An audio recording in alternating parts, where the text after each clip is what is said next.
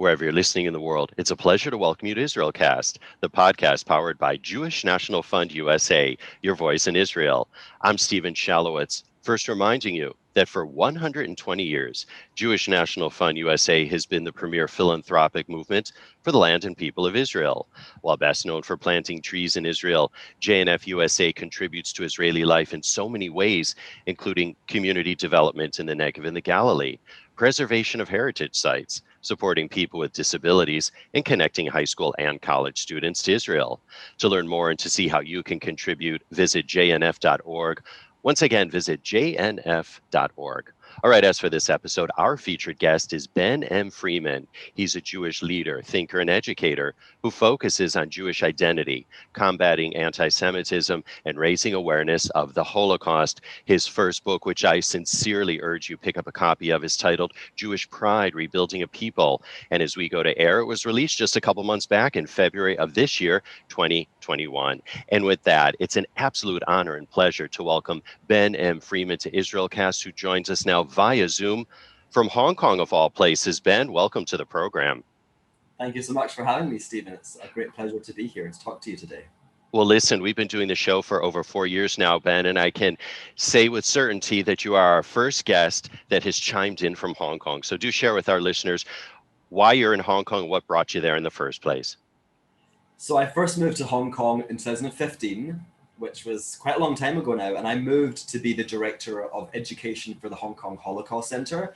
I was here for a year. I worked mainly with international schools, organised community events, and unfortunately my father was ill, so I returned to Scotland to help take care of him, and once he'd passed away, there seemed like no other place that I could go back to. So I've been here now again since 2017, so 4 years, and I work at an international school. I'm the head of Humanities. So that's what I'm doing here. Very good. And first of all, condolences on your father's passing. And you certainly have made a new life for yourself in Hong Kong, my old stomping grounds. Have you learned any Cantonese in the process? I'm embarrassed to say that I have not, other than, the words to say my street. And I can also say thank you, and I can ask the taxi to stop here. So it's very, very limited, unfortunately. Okay, but there's room for improvement, certainly, Okay. and still lots to learn. So if any of our listeners make their way to the Fragrant Harbor, as it's known, they can certainly call on Ben. Well, listen, Ben, really, once again, thanks for joining us. We should share with our listeners that in the time-space continuum of podcasting, this episode is going to be released on Wednesday, July 21st, and you're going to be our featured guest on Wednesday, July 28th, so just a week later, 2021, we're of course talking about for our Jewish National Fund USA reading series, where we're also going to be talking about your really fabulous new book called Jewish Pride, which for our listeners that are listening via podcast, I'm actually holding up right now and sharing with Ben, and he is very prideful of the book that he has just penned. And so we're not going to get to every single topic in this conversation. We do want to encourage all of our listeners to join us for that event once again on July 28th, 2021 for Jewish National Fund USA's reading series. Ben will be back to talk more about his book, but let's dive in really to the book right now. First of all, Ben, congratulations on it. I devoured it, as I told you in a separate email. I really want to start at the beginning. Why did you write the book? Why now? And really, what was the intent that you had in writing the book and the intended action you wanted readers to take as a result of reading the book? I wrote the book because I think that we as a community have been suffering from, let's call it low self-esteem, for a couple of hundred years at least, but even possibly thousands. And I think that lack of self-esteem often stems from our interactions with the wider world. So in our case, it's the non-Jewish world. And my specific context for writing the book was that I'm also a proud gay man. So I've been on a journey to LGBTQ plus pride. So I have experience with the work that's involved in pride. But with regards to Jewishness and Jewish pride, it was born out of Corbyn, or the Jewish response to Corbyn. So Corbyn is Jeremy Corbyn, the former leader of the British Labour Party, who was an anti-Jewish racist. And he denied it, of course, but him and his party, they terrorized British Jews for about 5 years.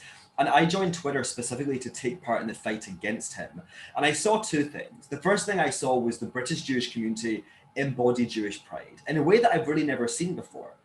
And I'm sure everyone listening will understand the old adage that if you have 3 Jews around a table, you have 15 opinions. That was pretty much not the case during Corbyn, actually. You had Reform, Orthodox, liberal rabbis coming together to write letters as one. You had the British Jewish community almost overwhelmingly come together to say enough is enough, which was incredibly inspiring.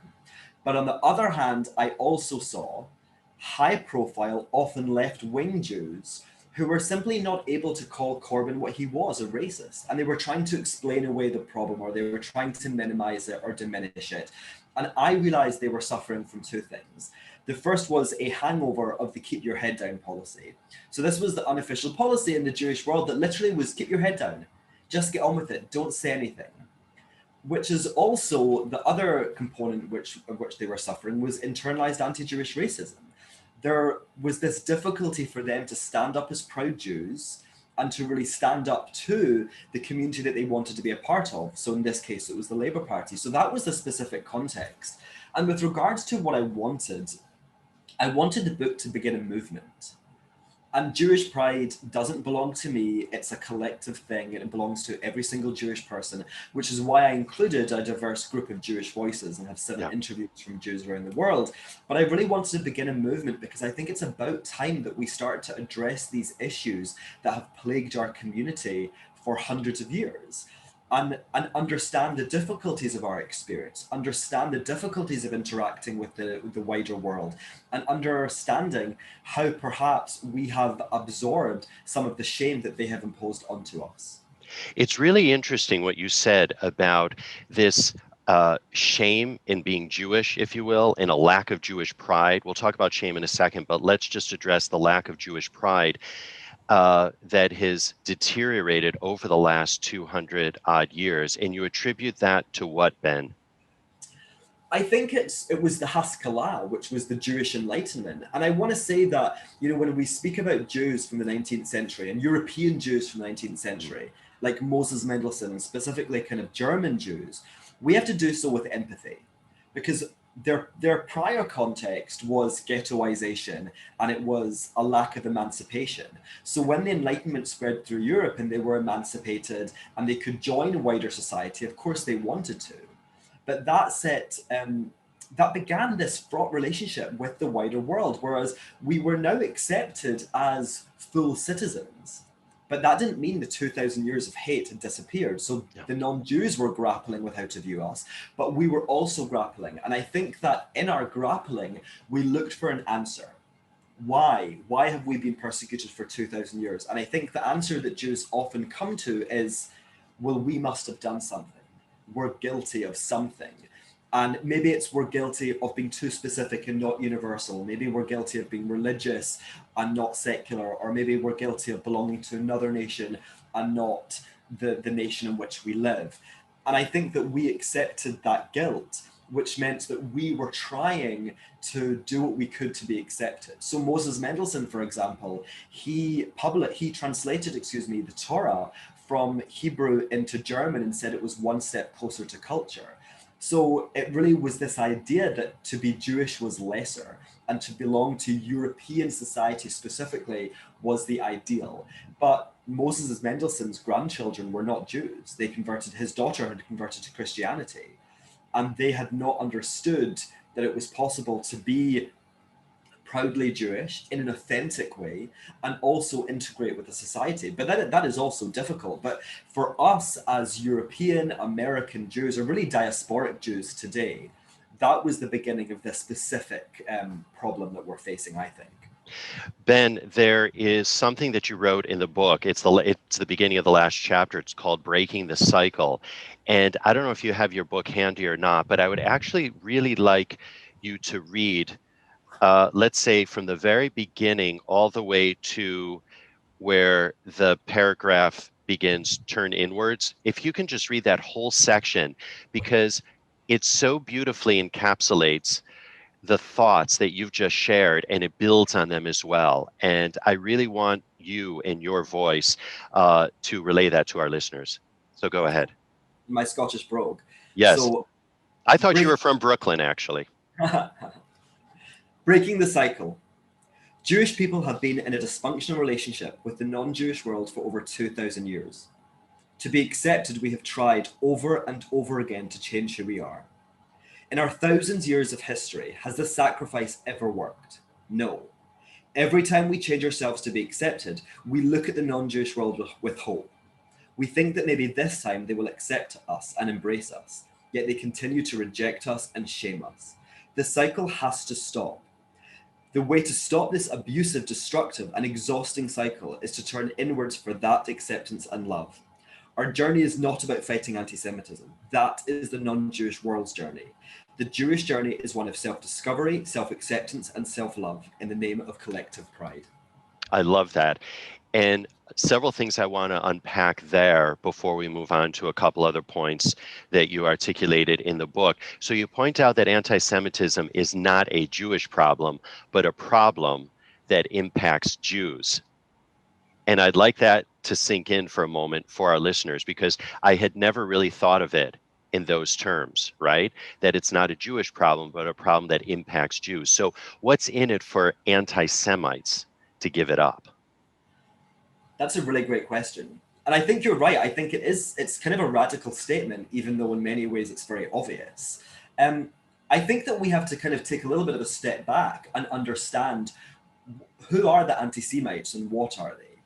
And the way that prejudice, and specifically prejudice against Jews, has functioned is that it was a foundational part of Western society. It's deeply, deeply embedded. So many people are taught specific tropes, specific ideas about Jews, and they absorb them, but they're not hateful.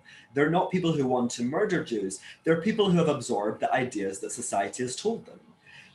And those people, I think, are able to be educated out of that specific perspective. So it's not that, what's in it for them. It's about them understanding the irrationality, the lack of logic that goes along with this specific form of prejudice. Because the very strange thing about anti-Semitism or anti-Jewish racism, whatever you want to call it, is that it's not about us as individuals, which is kind of an odd thing for us to get our heads around. Obviously, it targets us, it harms us, it has impact on us as individuals and as a collective. The Jew that the anti-Semite hates is a fantasy, and it represents something much, much bigger than all of us. It represents answers to their problems, to their world, because that is the role that we occupy for the non-Jewish world, which is kind of crazy to think of it that way. So it's about educating people out of it. I do think, though, it's a very difficult thing to do. And I do think that we have to accept that we might never eradicate it. We might never, I say we as we the world, we the collective, the non-Jewish world might never eradicate it, but we have to fight. And when we're fighting, what we're doing is trying to keep it at bay for our specific generation. Yeah, you call anti-Semitism irrational and institutional. And it certainly is irrational. Human beings are irrational. Can you talk to the institutional part of that? Absolutely. So in the United States, you might use the word systemic, whereas in Britain and Europe, we would say institutional more. And it really is the idea that a form of prejudice it's not about the individuals expressing it. So an individual doesn't express something about Jews because they necessarily really hate Jews. It's about the structure and the world, and it's expressed through people, obviously, but because they have been kind of socialized into a way of thinking. So the Labour Party was a really good example. The Labour Party was found to be institutionally anti-Semitic, which meant that they as a party, the culture, was anti-Semitic, and that manifests in specific ways, like their complaints procedure. So like in France, we had the Sarah Halimi case. That was a manifestation of institutional anti-Semitism. It wasn't necessarily about that specific judge. It's about something much, much bigger. It's about culture and ideology and trends and norms. Now, Ben, in the book, you also talk about the shame of anti-Semitism.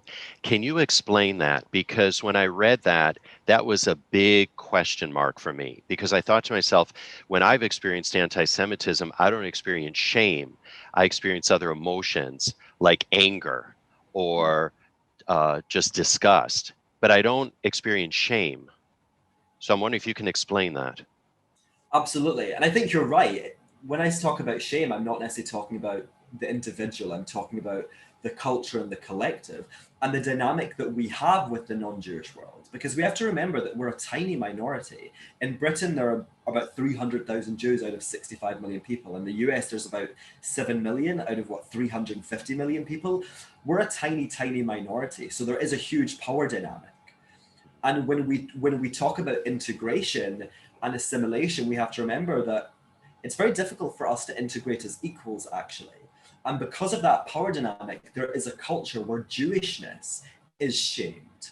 So the idea of the Orthodox, for example, Orthodox Jews are often, thought of as being obstinate or archaic, because they go against universal values or modern values. So that is shamed. Our cultural practices like kashrut or circumcision are shamed. And I believe that we as individuals absorb that. And we see that absorption when you see Jewish people saying things like, I'm Jewish, but, I'm Zionist, but, or I'm Jewish. And we have to take a step back and say, no, we are the descendants of people who have fought for thousands of years to remain Jewish. Figuratively speaking, we have the blood of the Warsaw Ghetto uprisers running through our veins. And I think it's a great tragedy that there would be people who qualify their Jewishness. But I think that we have to understand that there is a great culture of shame with regards to Jewishness. And that really also goes along with internalized anti-Semitism, which is a huge problem also. Which is a huge problem, and I want to get to that in just a second. You had a very interesting line from one of your students who said, same soup, different bowl, and share that with us. Yeah, it was really the perfect way to encapsulate anti-Jewish hate. I always talk to my students about anti-Semitism fitting the zeitgeist. Mm-hmm. So in each and every generation in which it's expressed, it fits that specific generation. But most importantly, the core never changes. So let's look at blood libel as an example. Blood libel originally was the idea, or the roots of blood libel were the idea that a Jew was eating a Greek's flesh in the temple thousands of years ago. Then it became a Jew or Jewish people killing non-Jewish kids. And now today it's Israel murdering Palestinian children to steal their organs. So those all look quite different on the face of it. I mean, of course, there's similarities. And that's where the soup, same soup, different bowl, I have to always think about it. That's where the bowl changes because it's the container in which it's expressed, but the soup, the content stays the same. And you really can. And that's why I categorize anti-Semitism in those 4 ways in the first chapter, because it doesn't matter if it's left-wing or right-wing or Islamic or whatever, they're essentially all saying the exact same things about us and have been doing for thousands of years. But we have to also understand how the outward envelope or the outward bowl changes. Right. So same soup, different bowl. I love that. Now, listen, from a historical perspective, it was so sad and so sinister how the Soviets masked anti-Semitism. And I'd really love you to share how they did that, because it's really quite astonishing. Yeah, and I think that it's something that a lot of people are not aware of. And it's really shocking today when you see people, not just young people, but many people espousing Stalinist propaganda. And essentially, the Soviets invented anti-Zionism. Now, of course, there was anti-Zionism even in the Jewish community before the creation of the State of Israel. There were Jews who said, no, we want to be European, or we want to be Bolshevik, or whatever. Those Jewish anti-Zionism was really killed alongside the 6 million Jews in the Shoah, because they were proven to be wrong, that actually Jews were not safe in Europe. Anti-Zionism post-1948, so post the creation of the State of Israel, was created by the Soviets. And this was not some side project they were working on. This was a major component of their foreign policy. And it was so successful that in 1975, they lobbied for the United Nations General Assembly to vote that Zionism is racism. And that's what they did. They stopped focusing on the Jew as the individual, although Jews from the former Soviet Union will talk about how individual Jews were persecuted under the guise of anti-Zionism. But their focus was on Israel as the collective Jew. So every blood libel, economic or conspiracy fantasy traditionally imposed onto individual Jews or individual Jewish communities was now imposed onto Israel as the collective Jew, or the Jew among nations. They were framed as being the ideological cousin of the Nazis. And we have to take a step back and ask, well, why were the Soviets doing this? Well, this was in the years following the Holocaust, and they were the ones who had discovered the 6 death camps in Poland. They had fought the Nazis. So now anti-Semitism was associated with Nazism. So they couldn't possibly associate themselves with that. So they same suit, different bold it. They just shifted slightly. And actually, it makes total sense, because if we understand the patterns of anti-Jewish hate, of course a new form would emerge when there is a Jewish state, because that's just how it goes. Every time there's a societal shift, something new or a new type of anti-Jewish hate is formed. But that's what they did, and it was incredibly successful. And they recruited black civil rights campaigners like Angela Davis. And the CIA estimated that in 1971, 5% of the Soviet propaganda budget was devoted to promoting Davis. So these were strong ideological connections. And that is one of the reasons we see the Palestinians being painted as black and the Israelis as white. The Soviets, very ironically, said that Israel was a center of imperialism and colonialism. And we see all of those ideas still expressed today. But those are the roots. So while praising the Nazis is obviously taboo in many, many places, for some reason, praising the Soviets or espousing Soviet propaganda or Soviet ideology is not considered to be problematic in many leftist circles, which is ludicrous, I think. They had a whole entity established in the Soviet Union just for this. This wasn't just a couple of people doing this. This was a whole structure that they had within the government. Yeah, I think in 1985, there was a committee created that, again, was specifically to demonize Israel and spread anti-Zionism. And I find that really shocking. I was born in 1987, so this was continuing up until the decade that I was born in. So this is not also some historical idea. And even though there are those who say, well, the Soviet Union has fallen, how can it still be relevant?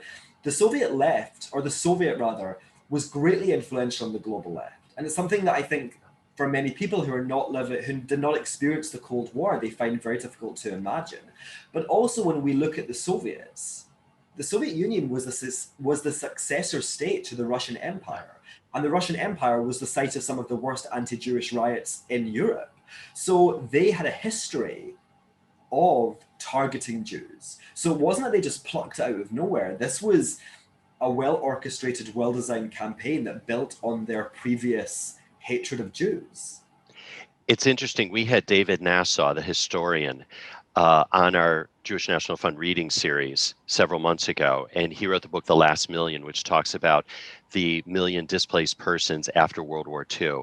And one of the points that he brought up in the book is that the fact that the Nazis went into, for example, the Baltics and into Poland, and were so vehemently, obviously, anti-Semitic, it almost reinforced, and in fact did reinforce, anti-Semitism in those countries. So when Jews came back, they were almost even the local population was even more empowered to be anti-Semitic.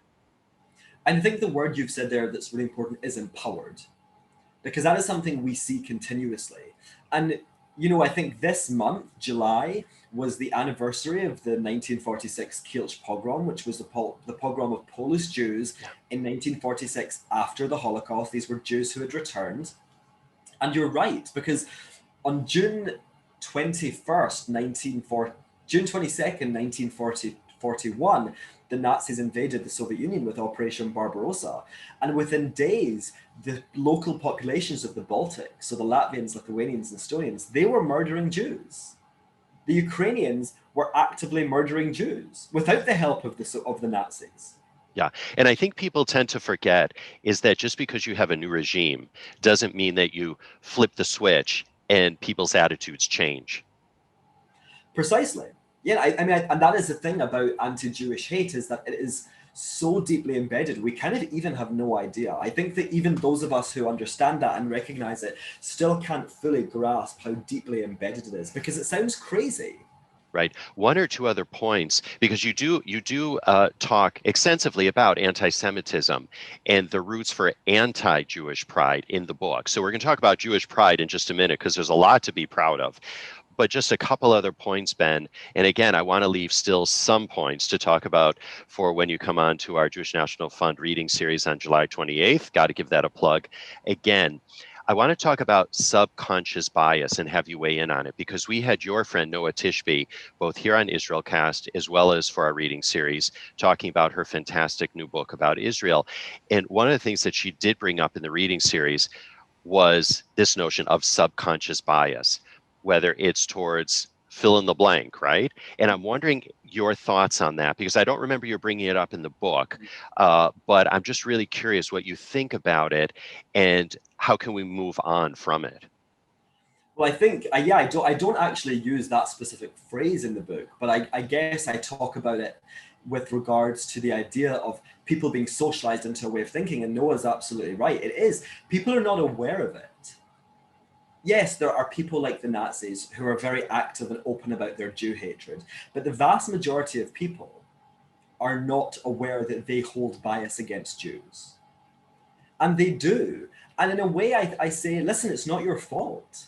You've grown up in a society that has taught you specific things about Jews. So of course you're going to think those, especially considering that there's many people in the world who have never met Jews. So the bias that they have is never, challenged by meeting real individual people. So absolutely it exists. And I think this is the problem that we're facing specifically with Israel and with regards to media, how the media treats Israel and frames Israel, is that there are millions of people with a bias against Jews because they've grown up in these worlds. And then the media is obsessed with Israel. And they're obsessed with Israel because of anti-Jewish racism, so it's always going in a cycle, but then their obsessive reporting reinforces it to people. So people have these deeply emotional responses to things that they're seeing about Israel, even though things that they would see that are objectively far worse would not elicit the same response, but they're primed. It's really like they're primed. They're primed to hate Israel. They're primed to hate Jews because of the way society functions. And that is subconscious. And actually, George Orwell said in 1945, and he wrote an essay about anti-Semitism in Britain, and he said that the problem is that most people think that they're rational. And they understand that hate is an irrationality often. So they don't necessarily start in the one place where they can find answers to these issues, which is in their own mind, because that can't possibly apply to me, even though of course it does. In the fact that many people have never met someone that's Jewish, doesn't that then put the pressure on those of us that are Jewish that do go out in the world, right? And that do go to places where there aren't any Jews or there are few Jews, that every Jew really represents the Jewish people. Whether you're living in New York or London or Israel, or you're living anywhere else, or you're traveling anywhere else. Yes, and this is maybe something that's very unfair, that we do have a huge amount of pressure on us. I remember my mum and dad telling me when I was young, they said, you're an ambassador for the Jewish people, exactly what you just said, when you leave this house. And I think that is important to an extent, but I think that it also puts us in a very difficult position. And it also, I think, reinforces the shame, actually. Because if we become responsible for Jews who are behaving badly, say, then we become embarrassed of them, we're ashamed of them. So I remember last summer when, there were reports about Orthodox Jews in specific places, maybe not adhering to the restrictions as much as they should. I saw lots and lots of Jews online kind of really going for them very hard in a way that wasn't necessarily justified, in my opinion. But I think that there are some of us who feel that we have to distance ourselves from bad Jews. Whereas actually we have to also accept that yes, we're a collective and yes, we're one people, but we're also individual and each of us are responsible for our own actions. And you and I are not responsible for the actions of a Jew from London, say, and we have to kind of reinforce that idea as well. So it is complex. Yeah, it's complex. I don't know if I 100% agree with you, because I do believe in the Am Echad Guf Echad. In other words, one nation, one body. And I do think that, wherever one goes, one should not only represent oneself, but should represent the best of the Jewish people. And I think that if you represent and you have that thought that you are representing thousands of years of a beautiful people, then I think we have to focus on the positive, and that's really the prideful part, and we're going to be getting into that. One thing I want to ask you about before we really move into the whole pride conversation, if you can elaborate on this notion of why it's unhelpful and what you call inappropriate to call someone self-hating, a self-hating Jew or a self-hating fill in the blank. Because I don't think it accurately describes the phenomenon. That's it, basically. And I think that it's a very complex thing. And actually, I can say my second book, which I started the preparation for today, is going to be about internalized anti-Semitism. And I think that it does not accurately describe the phenomenon, and it also puts the onus, the blame, on the individual. But we have to remember, if anti-Jewish hate is not a Jewish problem, to describe someone as a self-hating Jew is, I think, maybe a little callous, and it doesn't necessarily acknowledge that it's not that they necessarily hate themselves. It's that they hate others who they see as being embarrassing or shameful or conforming to the stereotypes which the non-Jewish world has set out. So, for example, let's look at Europe in the 19th century. There were Jews who loved their Jewishness, but they were suffering from internalized anti-Semitism because they were believing narratives about Jews from the non-Jewish world. So they were looking at the Orthodox and saying, well, you're not universal enough. You're too specific. You're archaic. You're obstinate. That's terrible. We're not going to be like you, and we're going to reject you. But they still loved their Jewishness. I mean, you know, we can criticize Moses Mendelssohn, the man I mentioned earlier, and I think that there's a lot to criticize, but he translated the Torah. He didn't abandon the Torah. His descendants may have done, but he didn't. So his Jewishness was clearly important to him. But it was just not healthy because he was absorbing perceptions of Jewishness and Jewish identity from the non-Jewish world. So I think a much more accurate descriptor is internalized anti-Semitism. Like, I wouldn't necessarily say that a gay man hated themselves. I would say they were suffering from internalized homophobia, or a black person internalized anti-black racism. I think it just more accurately describes it. This is a psychological response that some people have, or many people have, to the kind of widespread phenomenon of prejudice. And it's not just seen in our community, but I think self-hatred doesn't really, and listen, yes, there will be the odd person who of course does, and they hate their Jewishness and they hate all of that. But I think for most people, that's not accurate. Okay, thank you for clarifying that.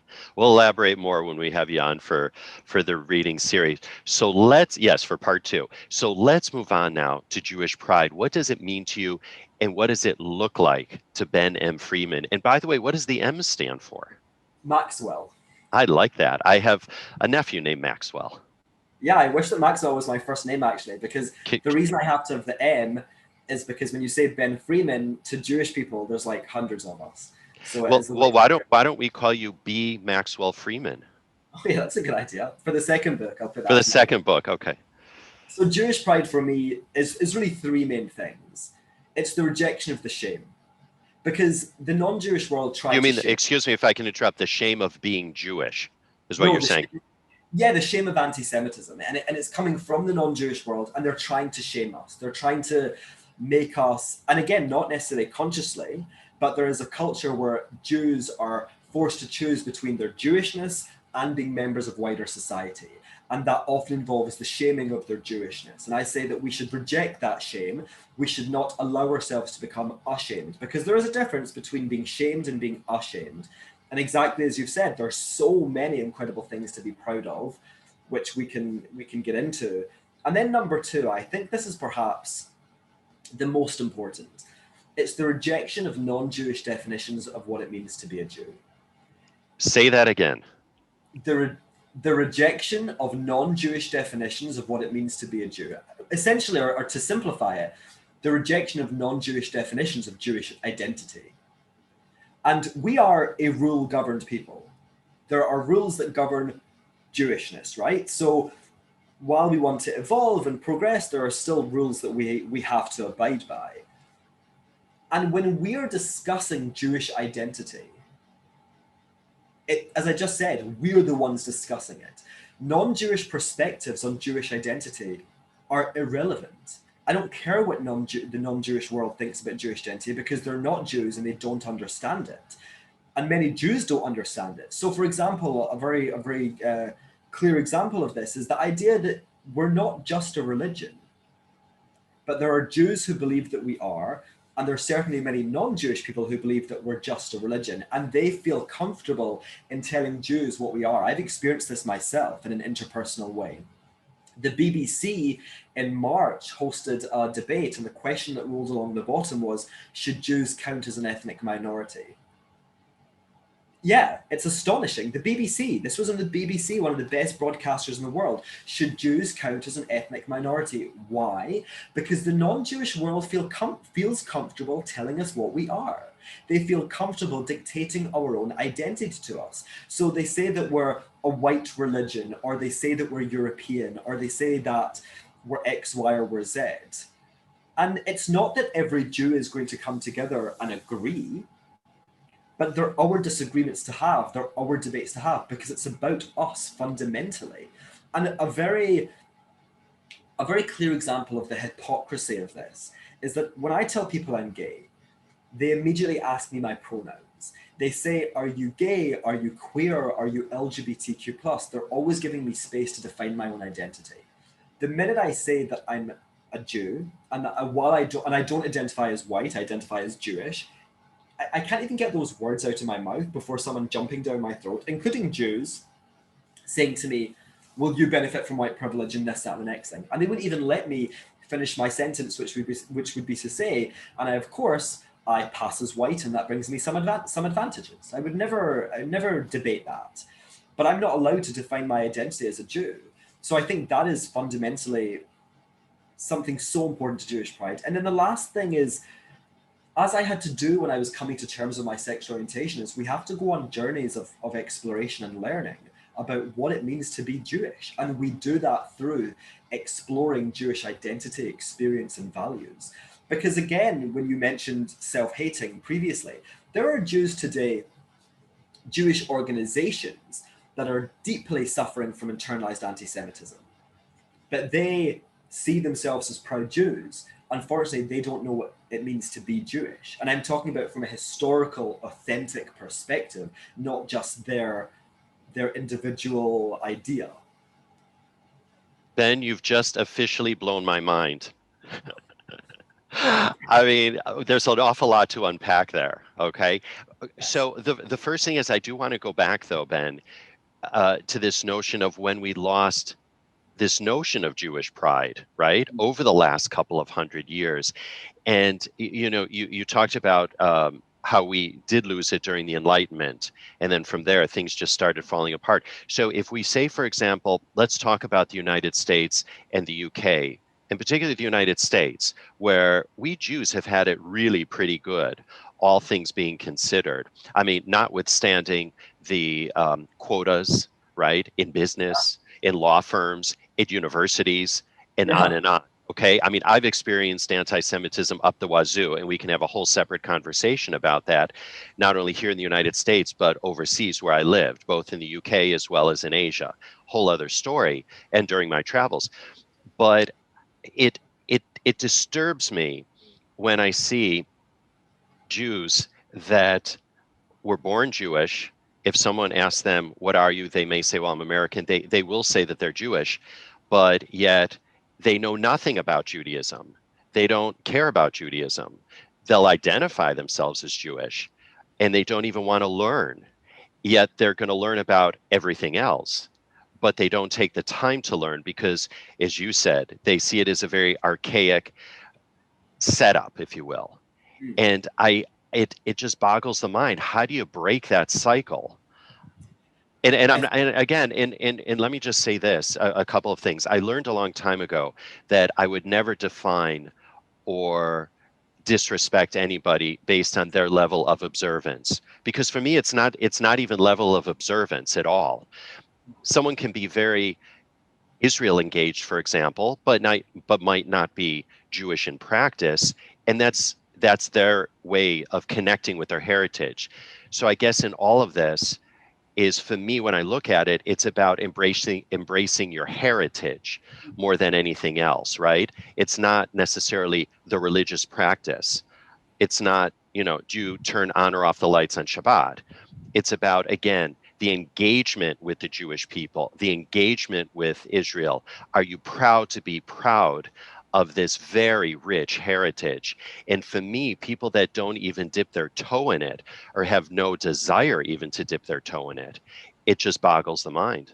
And there's an awful lot of folks out there like that. Yeah, I totally agree with you. And it's not about how good a Jew you are. There's no good Jews, Exactly. no bad Jews. They're just Jews. Yeah, and And if I can interrupt you for a second, because I love, and I've said this before here on this and other programs, the Lubavitcher Rebbe, what he used to say when people would say, "Are you Orthodox? Are you conservative?" Because you always get that. Well, what are you? Are you Reform? Are you this or that? And the Lubavitcher Rebbe would always say, "Labels are for clothes."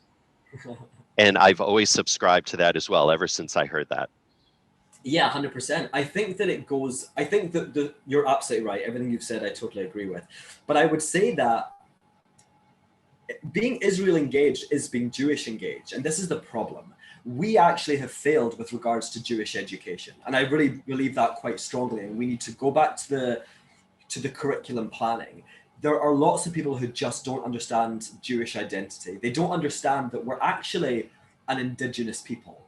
That is really the best way to describe us. An indigenous people. And where are we indigenous to? The Levant, the land of Israel. And they have absorbed non-Jewish perceptions of Jewish identity. And there also have been Jews who, really through no fault of their own, were coerced into shedding different aspects of their identity. The French Jews are a perfect example.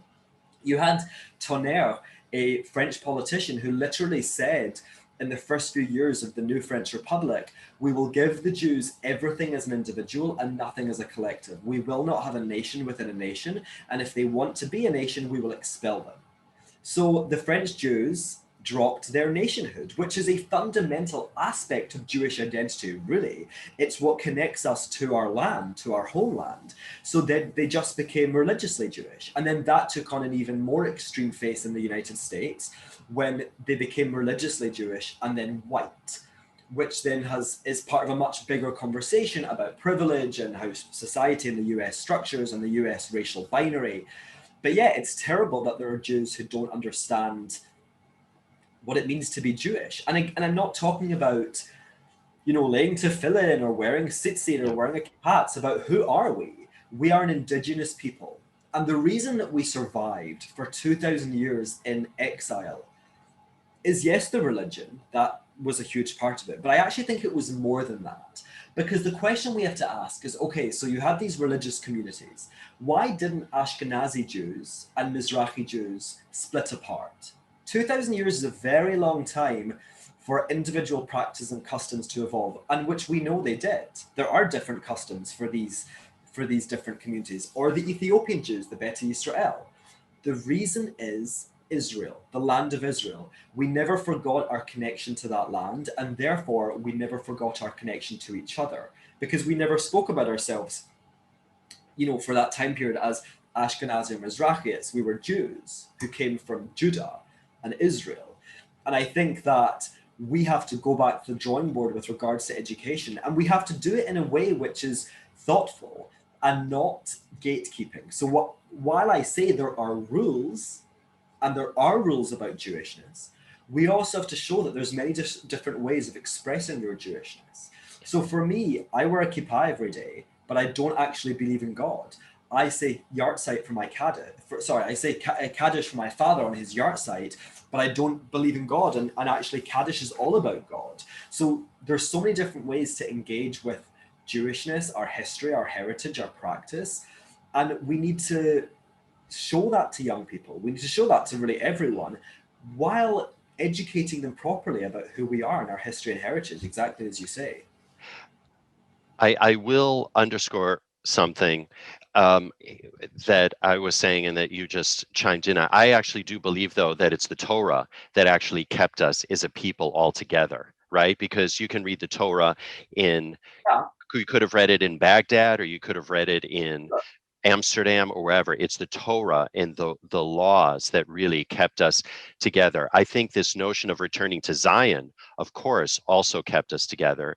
And And certainly there are other components, but I think one has to underscore the fact that the Torah actually kept us together. I don't want this to be an ecumenical conversation, but I'm just curious, how is it that do you consider yourself then an atheist Jew?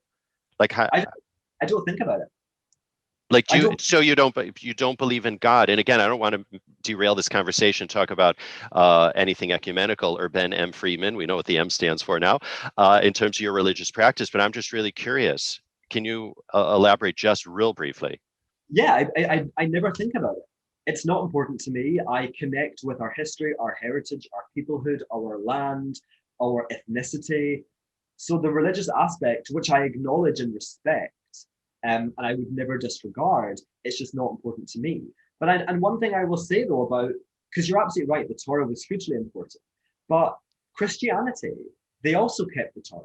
They call it the Old Testament, of course, but I think there has to be something more. And you're right, there was a lot of different things and the laws and the Torah. But I think fundamentally, one of the most important things was our connection to the land, which is why these attempts by these Jewish organizations and the non-Jewish world to sever Jewishness and Israel and Zionism, it's actually not possible. And if you have, I really believe that if you have a Jewish movement, and we're not talking about individuals or an organization, we're talking about movements that are fundamentally anti-Zionist, I think that within a couple of generations they would cease to be Jews.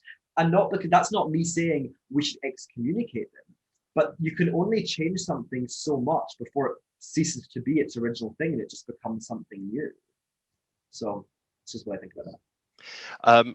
Just on a little bit of a different note, how do you think popular culture, Ben, works to create a Jewish narrative and projects Jews in both a negative light, but conversely then in a positive light? And how do you think popular culture can even shape Jewish pride in a positive way? Well, I think I love pop culture, first of all. I love it. And I think that pop culture can be hugely powerful if it's Jews that are telling their own stories. And that doesn't mean that we're not part of pop culture. We can be. I think that pop culture has not necessarily been helpful with regards to Jewish identity because it's people who don't understand Jewish identity creating it. So, for example, who are the Jews that people most often think about from TV? You know, it might be Seinfeld, it could be Woody Allen, it could be Monica and Ross from Friends. These are people who were kind of like, they were Jewish, but they were Jewish. I mean, that was really the whole storylines in Friends. And I think that what that does is show people that actually, you know, you can be this, and it's complicated because there's truth in it. Because of course you can be a secular Jew and you could still be super proudly Jewish, but their Jewishness wasn't a part of their life. You know, say with Monica and Ross, you know, and they had the Christmas tree and they had the holiday armadillo, and it makes it a joke, and it doesn't lead people to recognizing the depth and beauty in our culture. Well, sadly, though, um, the producers or the writers are Yeah. actually Jewish. And I look at Saturday Night Live, for example, and we don't have to go back to what Michael Che had said about Israel and the distribution of vaccines, for example. And, you know, when I heard that, that was just another reason for me not to watch SNL. I do like some of the characters on SNL, but you know, after that I was like, okay, they lost me once again, because they've gone down that road too many times before. And I think there's something to be said for humor, there's something to be said for satire, but then I definitely think there's something to be said for crossing a line. And with that, they definitely crossed a line, because they would not say that about any other community. I do want to move on though, actually, from the entertainment thing, because there are a bunch of other topics that I do want to get to, at least in this conversation, Ben, and then we'll leave everything else. So I hope you're taking notes about what we're not talking about in this conversation. We'll do it in our part two. Really, then, what are the barriers to creating a sense of Jewish pride? Because you talked about the need for education. So can you first address like the barriers in education, and then some of the other barriers in fostering this notion of Jewish pride? So with regards to the barriers in education, we have to remember that it's individuals who are teaching. We talk about these like Jewish education. What does that mean? It means that there's individuals in a classroom or in a yeshiva, well, probably not yeshiva, in a cheder, let's say, in Sunday school, teaching essentially misinformation, or at least only part of the information about what it means to be Jewish. So the fact that there are Jews who do not know that we're indigenous to the Levant, who understand the Bible stories but think of them as just that, stories, and don't understand that actually King David was a real person.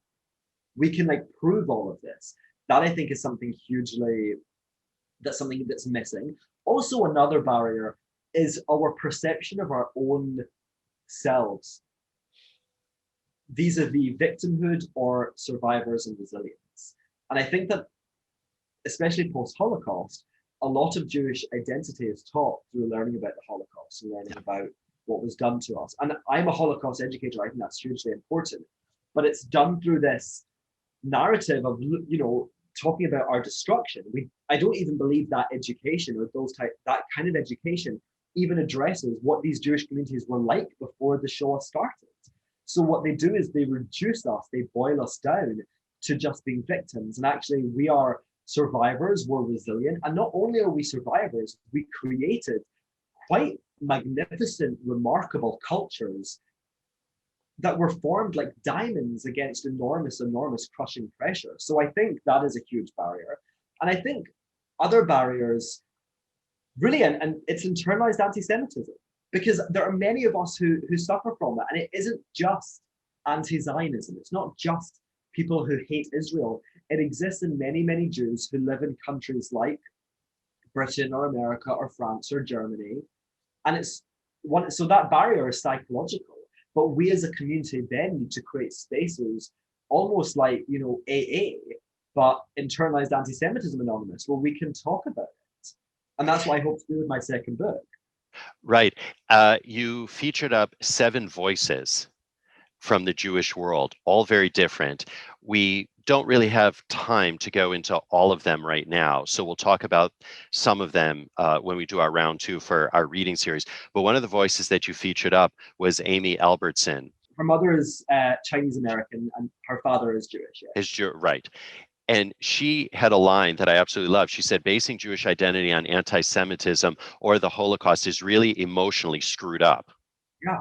And I think she's right. I think that it's important to learn about the Holocaust. Of course, we have to learn about the Holocaust, and not only the Holocaust, but all the other tragedies that fell upon the Jewish people. The point being is that, again, we have to learn about our history, but this is a nice segue then for you, Ben, to talk about everything under the sun that Jews should be proud of and that Jews don't necessarily think of. Yeah, there's so many things. I think that Amy is absolutely right. We have to understand the totality of our experience, and what was done to us is just one aspect of that. So we have to understand our cuisine, we have to understand our music, our languages, we have to understand our leaders, our thinkers, we have to understand social movements which we started, contributed to. We have to understand that we have always been committed to Jewishness. I think that fundamentally is so incredibly important. And the fact that, I mean, there's so much. It's, we could have like 3-hour, like multiple hour discussions on what it means, what things you can be proud of about being Jewish. But for me, it's the fact that each of us represent a thread in a much greater tapestry that spans thousands of years. And actually, I will say that Jewishness doesn't belong to us. And this is where we have a huge responsibility. We need to address these issues, the emotional and psychological issues, because that's what we're talking about. We're talking about people. And, we can talk about big, grand concepts, but we're talking about us as individuals and how we feel about ourselves and how we feel about this thing called Jewishness. So we have this huge responsibility to develop it, mend it, take care of it, to pass it on to future generations. But something for me that I've always loved is the Jewish resistance. Yeah. And that does obviously, again, connect with, the negative aspects of our history, because what are we resisting? But even in times of great peril, we have never stopped being Jewish. Even during the Shoah, there were people getting married, people lighting Hanukkah, people, still being Jewish. And I think that is so remarkable. But really, there's so much. And I say at the end of the book, there will be people who read this and say, hey, what about this thing that you've not mentioned? It's like, yeah, because that could just be an encyclopedia of its own. There's so much. When you said Judaism doesn't belong to us, what did you mean by that? It doesn't. I feel like it doesn't belong to me. I'm someone who's looking after it now, but it's not about us. It's about exactly as you said, anachad echad. This is about something much bigger than us. So while yes, it's about us and how we perceive it and how we feel about it, what we have to do is take care of it and pass it on to future generations and make sure that they're equipped to pass it on to future generations, because that's what it's about. That's what it's always been about: survival.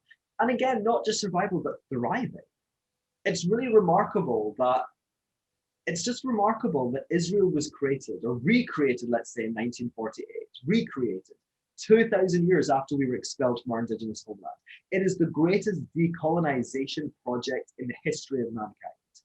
And it's amazing and it's remarkable. But to understand just how remarkable it is, we have to understand our history. And we need to understand it so we can pass it on to future generations. And maybe I feel that way because I'm an educator. So for me, it's always about passing knowledge on and creating more leaders, creating more educators.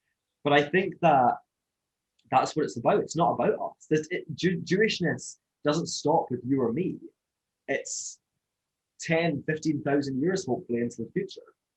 I like what you said about how you're proud of Jewish resistance, because I'm very proud of that, certainly indeed, and many other aspects, which I can tick off in a sec. But I'm also just so proud of Jewish resilience as well, because for me, I think to myself, and this is something I thought about quite a lot recently, and maybe because of COVID, for example, the fact that you are sitting there, the fact that I'm sitting here, the fact that my ancestors made it to the United States and were able to thrive in the United States is such a blessing. And just the fact that I'm alive and Yeah, that I exist and I'm Jewish, it's quite remarkable considering the history of the Jewish people. It's really a miracle. it really is. And if you think about who are our historical contemporaries, the Assyrians, the Babylonians, like where are they? Yeah. We actually we really shouldn't be here. And it's amazing that you're in New York City. I'm a Scottish Jew now living in Hong Kong, and we're having a conversation for the global Jewish community about Jewish identity in 2021. There's so much to be proud of, and there's so much beauty. So Yes. yes, we can look at the resilience, but look what we created. And I'm not even talking about what we contributed to the wider world. I'm talking about the cultures that we created and the intellectual thought, Yeah. all of it. It's without sounding too corny, we are a miracle, and we should celebrate that. I agree 100%. And just a couple other points before we wrap.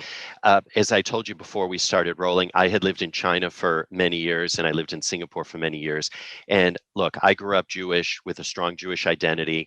When I lived in China, from a religious aspect, I basically had a DIY because those were in the days before Chabad was there and everybody else. When I moved to Singapore, though, I became part of a wonderful Jewish community that traces its ancestry back to Baghdad. So all the customs, all the traditions were Baghdadi, all the foods, everything else, the melodies.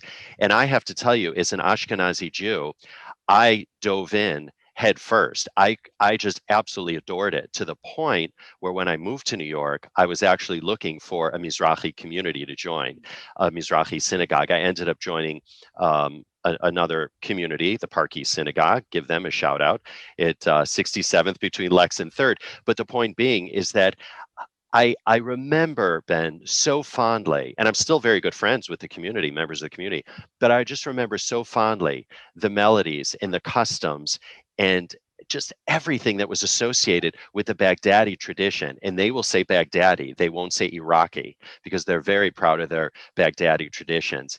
And, so when you're embraced by it and when you embrace it, it becomes just such a beautiful and rich experience, and it really enriches your sense of who you are as a Jew.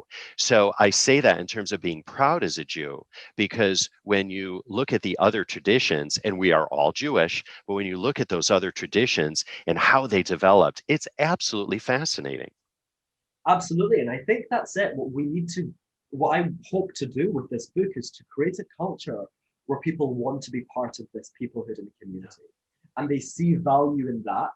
And it's not that they don't want to be part of wider society, but they understand just how important it is and just how miraculous it is that we're Jewish. And something that I find really beautiful, specifically about Isaac de Castro's chapter, and maybe we'll talk about him in the reading series, that he is a Sephardic Jew and he can trace his family back to Spain. And he says that, you know, Sephardic traditions, because my recent ancestors were also Ashkenazi, but he says to me that Sephardic traditions are also my traditions and Ashkenazi traditions are his. And he is actually half Ashkenazi, so that'd be why. But Am Echad, we're one people, Am Yisrael. And I think that it's very easy to absorb non-Jewish ideas about identity into our community and start talking and start really, like, you know, separating us, but we're Jews. I would say that I'm, you know, there's always a discussion about what are you first. In the UK, when we were kids, it was like, are you British or are you Jewish? I'm Jewish, and I'm proud to be British. I love the Queen, but I'm Jewish. That is my identity. It's my nationality. It's everything, because I just see it as, why wouldn't I want it to be? I'm lucky enough to be born into it, and of course, Jews by choice are also just as important and just as part of our peoplehood as those of us who are born into it. But I've been born into this incredible thing, which is a gift. And again, I have a responsibility to pass it on and to cultivate it. Indeed. By the way, I love the Queen as well. I just want to say something about Isaac, who I got to know a little bit through Clubhouse. We exchanged a few messages. He said, in your book, he said, how can we possibly be proud of ourselves as Jews if we don't know our history? And it's a very simple statement, but it's a very true and very powerful statement. So as we wind down our conversation, do you just want to address that? Absolutely. How can we be proud of being Jewish if we don't know who we are? And we are not a people that, you know, popped out of the air in the 19th century in Germany. We're a people with ancient roots, and we have been through a hell of a lot, and we have survived, and we have thrived, and we have created. And that history belongs to each and every one of us, and we're a part of it, whether we like it or not. And I think that is something that's so powerful, that it really is a gift. And you know, there's been a change. When I first started talking about Jewish pride on Twitter a few years ago, there were people who said to me, well, we don't need this. Pride is not a Jewish concept. We don't need it. But something has changed. And I think it has changed, unfortunately, in response to rising levels of anti-Jewish racism. But I think it's also sparked something that people are really wanting to understand. What does it mean to be Jewish? They want to understand our history. And we're not talking just about 19th, 20th century. They want to understand, where did we come from? You know, why are our traditions the way they are? Why are some of our bodies the way they are? And I think that Isaac's absolutely right. You cannot understand who you are if you don't understand where you came from, both on an individual level, but also as a collective. Right. And really, as we wind down our conversation now, we mentioned Amy, we mentioned Isaac. We'll talk about some of the other folks that you featured up in the book, but we have to give a shout out, of course, to Chen Mazik, our dear friend, who we had here on IsraelCast, who has been doing just yeoman's work in terms of spreading the message about the beauty of the Mizrahi community and the pride that he certainly has for his North African and his Baghdadi heritage. Absolutely. Yeah, I've learned a lot from Chen about that experience, and it's impacted the way that I teach my classes, both, say, on the Holocaust, but also the history of the Jews. But I think the thing that's most beautiful is that if you look at each and every one of the interviews, if you look at each and every one of the stories, there's so much in common. And it's very easy for us to separate. It's very easy for us to see ourselves as different from one another. But exactly as you say, we are one people, Am Echad, and we can't afford to split apart. There's only 14.7 million of us. Yeah. So, you know, Ashkenazi heritage belongs to Chen just as much as I see that Mizrahi belongs to me, because we're one people, we're one family. I agree. Now, really, as we wind down our conversation, listen, there's no shortage of topics to talk about when you are in the house, as they say. So I really look forward to our round two. anyone that's listening to this conversation, of course, we want them to pick up the book, Jewish Pride, Rebuilding a People. We want them to do that. But what's the one thing that people can do to help foster their own Jewish pride after listening to this conversation, or perhaps after reading the book, Ben? I think it's about educate yourself. I'm going to say two things. So sorry, you asked for one, but I'm going to give you two. Educate yourself. Go on a learning journey. We should all be lifelong learners.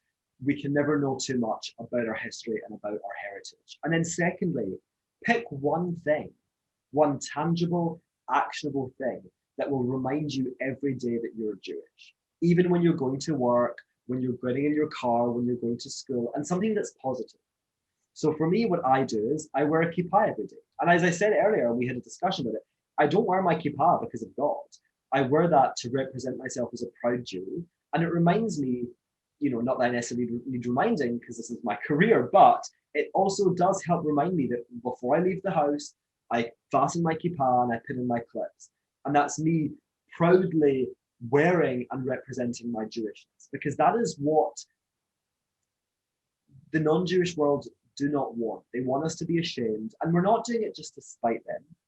We're doing it because it's the right thing to do.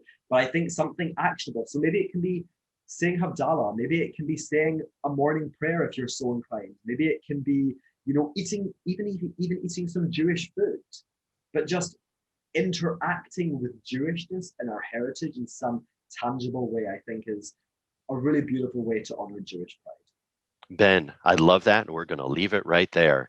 So, Ben Maxwell Freeman, we want to thank you so much for joining us this episode of IsraelCast, and we look forward to having you on July 28th, 2021 for our Jewish National Fund reading series. It's at 7 p.m. Eastern, which is 7 a.m. for you in Hong Kong. So hope you've got your alarm clock set for that. So once again, thanks so much. And once again, the book is called Jewish Pride, Rebuilding a People. It's available online or wherever you like to buy your books. And we'll, of course, have information about Ben on the show notes page of our website, jnf.org/IsraelCast.